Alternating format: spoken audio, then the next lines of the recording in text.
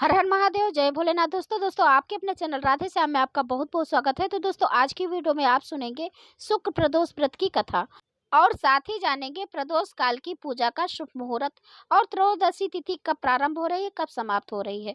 तो चलिए दोस्तों, सबसे पहले हम कथा सुन लेते हैं। तो कथा इस प्रकार है। सूत जी बोले, प्राचीन काल की बात है। एक नगर में 3 मित्र रहते थे। तीनों में ही घनिष्ठ मित्रता थी।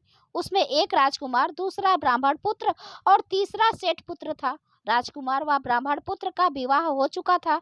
सेठ पुत्र का विवाह के बाद गौना नहीं हुआ था। एक दिन तीनों मित्र आपस में स्त्रियों की चर्चा कर रहे थे।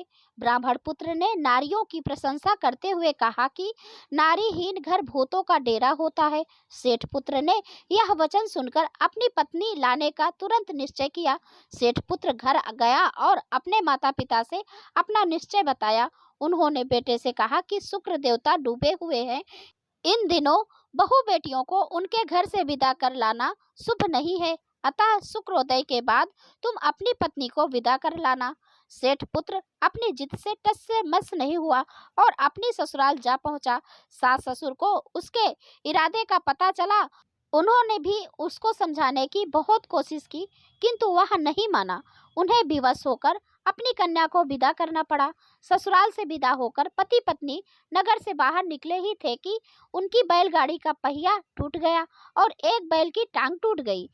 पत्नी को भी काफी चोट आई। सेठ पुत्र ने आगे चलने का प्रयत्न जारी रखा। तभी डाकुओं से भेंट हो गई और वे धन धान लूट कर ले गए। सेठ पुत्र पत्नी सहित रोता पीटता अपने घर पहुंचा। जाते ही उसे सांप ने डस लिया। उसके पिता ने वैद्यों को बुलाया। उन्होंने देखने के बाद घोषणा की कि सेठ पुत्र 3 दिन में मर जाएगा। उसी समय इस घटना का पता ब्राह्मण पुत्र को लगा। उसने सेठ से कहा कि आप अपने लड़के को पत्नी सहित बहू के घर वापस भेज दो। यह सारी समस्याएं इसीलिए आई हैं कि आपका पुत्र शुक्रास्त में पत्नी को विदा करा लाया है। यदि वह वहां वापस पहुंच जाएगा तो बच जाएगा। सेठ को ब्राह्मण पुत्र की बात जच गई और अपने लड़के तथा पुत्र वधू को वापस लौटा दिया। वहां पहुंचते ही सेठ पुत्र की हालत ठीक होनी आरंभ हो गई।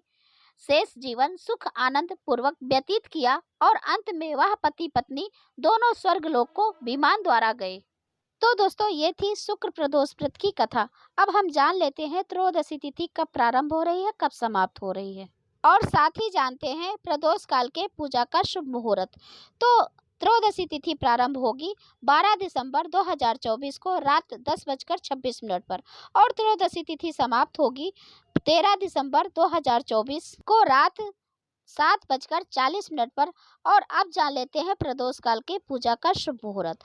तो प्रदोष काल का पूजा का शुभ मुहूर्त रहेगा शाम 5:25 से शाम 7:40 तक।